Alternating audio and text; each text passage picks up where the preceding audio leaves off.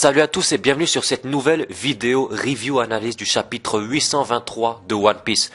Un chapitre d'un point de vue global qui m'a beaucoup plu puisque c'est vraiment un tournant dans l'histoire de One Piece. Là on est vraiment en train d'entamer une nouvelle étape tout simplement, et qu'est la rêverie. Ça m'étonne un petit peu qu'on entame cette partie-là de l'histoire puisque je la voyais vraiment vers la toute fin.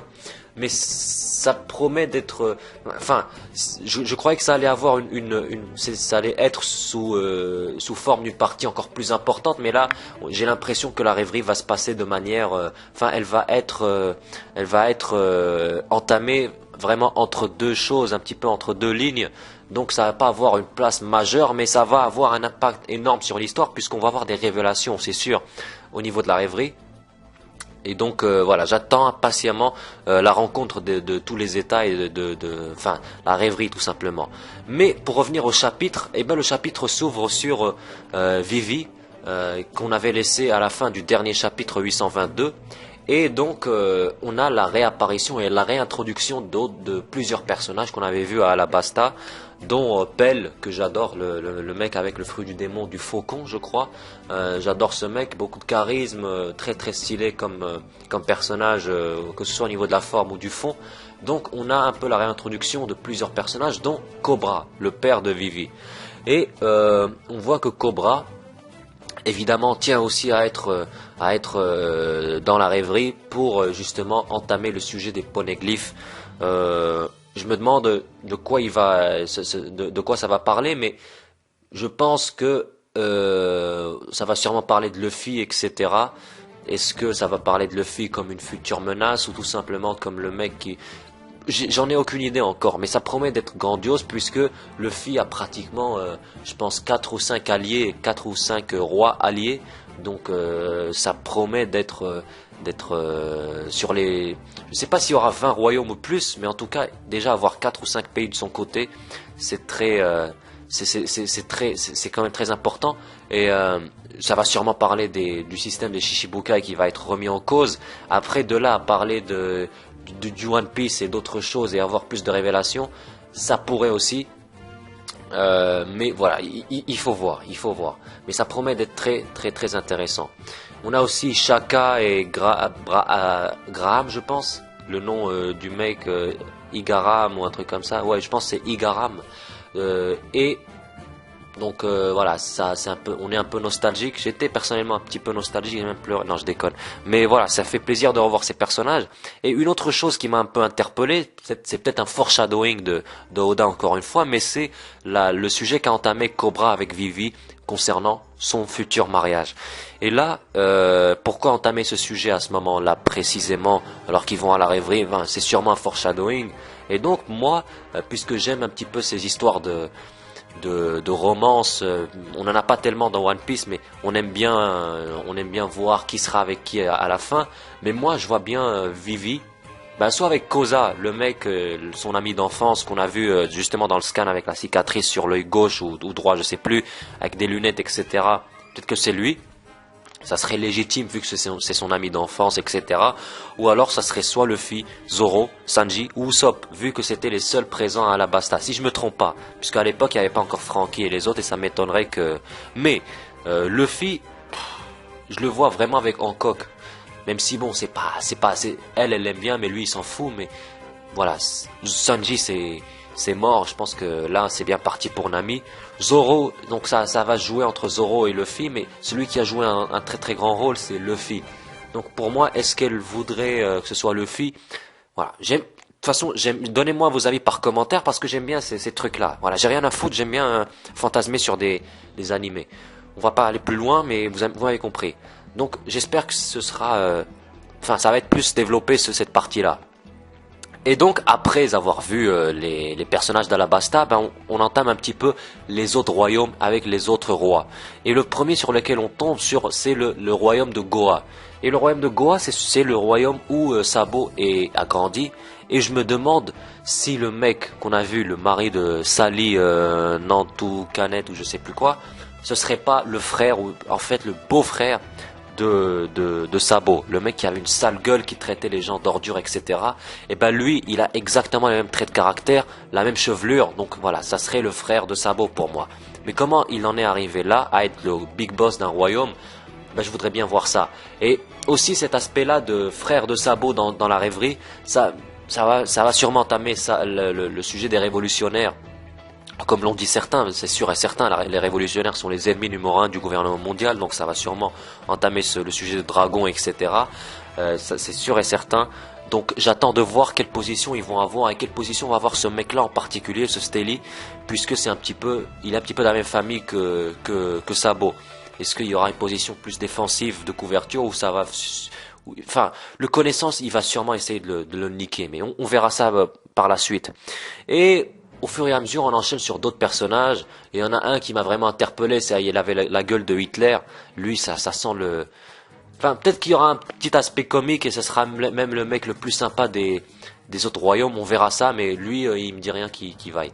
Et il y avait aussi d'autres personnages, le mec avec la montre sur le menton, la meuf avec les lunettes, etc. Enfin, j'attends vraiment de voir ce que ça va donner. Parce que les personnages, enfin, au niveau de la forme, ils sont enfin, tout simplement très imposants et très intrigants. Donc, j'attends bien de voir ce qu'ils vont avoir comme fond, comme caractère, pardon. Et on enchaîne aussi sur le royaume de Kanokuni, qui est un petit peu l'ennemi de Wano Kuni, et on reconnaît là un aspect de la culture chinoise, et ça expliquerait pourquoi ils sont en guerre, puisque Wano Kuni revêt un peu la culture japonaise. Donc on sait que la Chine et le Japon, c'est pas le grand amour. Donc ça expliquerait pourquoi ils sont en guerre, et enfin, ça expliquerait pas, mais ça serait logique qu'ils aient un petit arrière-plan chinois. Et on sait que Sai et Don Chinjao ne sont pas encore rentrés, et donc que la rêverie va être peut-être compromise, donc puisqu'ils pourront pas arriver dans les temps. Il faut voir, puisque si vous vous rappelez bien, Sai et Don Chinjao sont restés avec les autres membres de la flotte de Luffy. Donc, et si vous vous rappelez bien, je ne sais plus dans quel chapitre exactement, mais on avait dit que ces mecs-là allaient causer l'un des plus gros problèmes au monde, quoi. Ils allaient poser un très gros problème. Donc je me dis, est-ce que Sai et Don Chinjao vont se rendre à la rêverie avec tous les membres de la flotte et de là provoquer une petite altercation et donc mettre en difficulté la rêverie, ça m'étonnerait. Mais voilà, peut-être que c'est encore trop tôt pour qu'il cause un gros problème, mais voilà, moi j'aimerais bien que Sai et Don Chinjao soient présents, mais il faut voir. Et aussi ça enchaîne sur Dalton et Doctorine qui sera aussi présente, et aussi Wapol, etc. Donc tous les personnages qu'on a vus jusque-là, bien sûr Dressrosa, le Riku et les deux petites gamines, et aussi Neptune de l'île des hommes poissons. Et une question que je me suis posée, c'est comment Shirahoshi va faire pour entrer un petit peu dans le bâtiment, quoi, parce que là, bon, c'est con, mais voilà. Et on revient quand même à l'histoire de base, quoi, à Luffy. Et on voit que, comme je l'avais dit la dernière fois, enfin beaucoup l'avaient anticipé, mais je suis quand même heureux de l'avoir souligné aussi. Mais Carotte est également au sein du bateau du Sunny. Elle les a suivis, quoi. Et à partir de là, beaucoup de personnes disent que Carotte sera certainement un Nakama de Luffy, va rejoindre l'équipage, etc. Et ben moi je vous dis, franchement, fermez-la. Non, je déconne, mais je suis pas d'accord. Puisque à chaque fois qu'on voit un personnage, ça c'était le cas avec Rebecca, c'était le cas avec beaucoup de personnages. Depuis que Vivi a failli rejoindre l'équipage, à chaque nouvel arc, il y a un personnage qui va certainement rejoindre l'équipage. Il faut arrêter avec ça. Carotte, pour moi, elle est inutile. Elle n'a aucun point un petit peu... À la limite, Pedro, lui, ok, ça ferait stylé. Enfin, je pense aussi qu'il y aura certainement un mink avec Luffy. Moi, personnellement, je pense que ce sera Pecoms. Oda avait dit que ça serait un ancien ennemi, etc. Pecoms, vraiment, il respecte tous les critères. Ça a été un ancien ennemi. Il y a un bon feeling entre lui et Luffy. Ça a commencé un petit peu avec une amitié compliquée, un ennemi qui est devenu un ami, comme Franky, comme Zoro, comme voilà, il y a un peu de tension au début, mais après, on sait qu'on peut compter sur lui. Carotte, elle est conne, un petit peu comme Luffy. Même si Luffy il a beaucoup de qualités, elle est juste conne. Elle est juste naïve, conne. On a déjà Luffy pour ça, on a déjà Chopper pour le côté mignon, etc. Donc elle a vraiment aucun rôle à jouer. Elle a pas un style de combat qui lui est propre, parce que quand même dans l'équipage, chacun a son style, son propre style de combat. À part Brook qui est quand même qui est aussi un épéiste, mais Brook lui il a un style aussi puisque c'est un squelette, il est basé sur la vitesse, etc. Donc voilà, il n'y a aucun rapport entre lui et Zoro en termes de style de combat.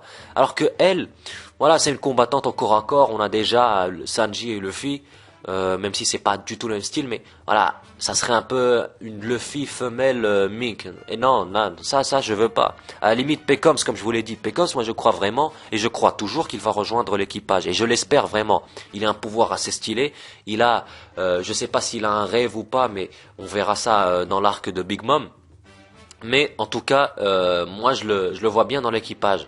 Peut-être Pedro aussi, puisqu'on voit que il tient la position de, comment on appelle ça, le mec qui est au-dessus là, qui surveille avec dans un bateau pirate. J'ai oublié enfin qui est un peu une sentinelle, mais j'ai oublié un petit peu le nom, mais c'est pas grave. Il a un poste d'observation et ça serait sympa, puisque le seul qui utilise cette pièce là c'est Zoro, mais il l'utilise juste pour s'entraîner. Donc il manque un membre qui serait un peu une caméra de surveillance, etc. pour l'équipage. Et Pedro, il le fait extrêmement bien. Donc, est-ce que ça serait un foreshadowing pour Pedro aussi? Donc moi, je vois Pecoms et Pedro à la limite. Mais 40, franchement, je la vois pas dans l'équipage. Et en plus, j'espère vraiment pas qu'il y sera. Parce que, un peu gnangnan, tout ça, enfin, on a déjà... Enfin, franchement, elle m'insupporte un petit peu. Mais il faut voir. Il faut voir par la suite. Et donc voilà, on a eu un petit passage assez comique avec Carotte qui voyage pour la première fois, qui ramène tout avec le champ lexical de la carotte. Bon, c'était assez sympa, mais moi j'étais très perturbé par ce qui est arrivé par la suite, surtout quand Pedro a reçu le journal. Et là, on a tout simplement eu une révélation, mais très très très choquante pour moi, puisque le quartier général de l'armée révolutionnaire, Baltigo, a été retrouvé en ruine. Pour moi, beaucoup, que ce soit surtout beaucoup pensent que Dragon a été battu par Barbe Noire. Mais franchement, comme l'ont dit certains, beaucoup pensent que tout simplement Dragon a été tué par Barbe Noire. Mais il y en a beaucoup qui le pensent. Mais ou encore d'autres qui pensent que Sabo a été capturé aussi par Barbe Noire. Mais bon, ça à la limite, pourquoi pas. Mais Dragon battu par Barbe Noire, mais est-ce que vous imaginez vraiment que ça s'est passé comme ça? Si ça avait été le cas, comme l'ont dit certains, il y aurait eu le titre annonçant que Dragon a été capturé ou tué ou battu par Barbe Noire. Mais là, on n'a rien du tout. On a juste que Baltigo est en ruine. Ça veut dire ce que ça veut dire, tout simplement. Et ça veut tout simplement dire que peut-être c'est Dragon, en voyant qu'il a été infiltré, l'armée révolutionnaire a décidé de mettre en ruine Baltigo et le quartier général pour un petit peu enlever toutes les preuves de l'armée révolutionnaire. Ça a peut-être été fait par l'armée révolutionnaire elle-même. Peut-être, moi j'aurais une autre version, peut-être que, j'ai plusieurs versions qui me trottent dans la tête, mais pour moi, Dragon ayant été battu par Barbe Noire, pour moi c'est impossible. Je pense même qu'il n'y a même pas eu d'altercation entre Barbe Noire et Dragon à proprement parler. Je pense que Barbe Noire n'a même pas mis les pieds sur Baltigo. Mais ça c'est sûr et certain. Mais peut-être qu'il les a mis, mais après que l'armée révolutionnaire ait quitté les lieux. Mais je vais vous développer mes idées, puisque moi je pense que il y a une première hypothèse. Peut-être que Sabo ou les autres ont ressenti la présence peut-être ils ont intercepté l'appel parce que ça m'étonnerait qu'il n'y ait pas un dispositif de sécurité très très développé au quartier général des révolutionnaires et qu'ils aient pas pu par exemple anticiper ou réceptionner l'appel qu'a passé Jésus Burgess à Barbe Noire et donc l'avoir repéré et l'avoir peut-être pris en otage ou autre. Peut-être que Burgess a été pris en otage par les révolutionnaires, ça serait une idée. Et donc, vu qu'ils ont été repérés, ben, ils ont tout rasé et ont quitté les lieux avec Burgess comme otage. Et ça permettrait aussi par la suite d'avoir une petite altercation entre Dragon et Barbe Noire par la suite, et ça serait plus justifié. Ou alors, Burgess, au moment où il a appelé Barbe Noire a tout simplement appelé le CP0 pour justement le gouvernement mondial pour leur dire où se trouvaient les révolutionnaires. Pourquoi je dis le CP0? Parce que les révolutionnaires ont pour objectif de niquer le gouvernement mondial. Et ceux qui défendent le gouvernement mondial, c'est le CP0. Donc peut-être que le CP0 est venu et que là il y a eu une petite altercation qui s'est soldée par la ruine, la mise en difficulté des révolutionnaires ou du CP0. L'un d'eux a été abattu en retraite. Abattu en retrait, et donc il y a eu Baltigo qui était en ruine à cause du combat, un petit peu comme Aokiji contre Akainu, où il y a eu toute l'île qui a été recouverte par les éléments des fruits du démon des deux. Donc voilà, quand il y a un combat de très haut niveau, c'est normal qu'il y ait des dégâts sur l'environnement. Regardez juste Doflamingo et Luffy. Donc que Baltigo soit en ruine, ça veut pas dire que Dragon a été battu. Ça veut juste dire que Baltigo est en ruine, c'est tout. Ça veut dire qu'il y a eu quelque chose, mais il y a eu beaucoup de possibilités. Mais moi personnellement, je crois qu'il y a eu intervention du CP0, parce que je vous invite à revoir si vous n'avez pas vu, sur le journal, en haut à gauche, il y a l'emblème du gouvernement mondial. À droite, on voit qu'il y a 3 photos. Il y a Dragon, à gauche il y a un mec avec un chapeau, et on voit qu'il y a un petit peu les cheveux longs avec peut-être une moustache ou un bouc, et ça me rappelle Rob Lucci.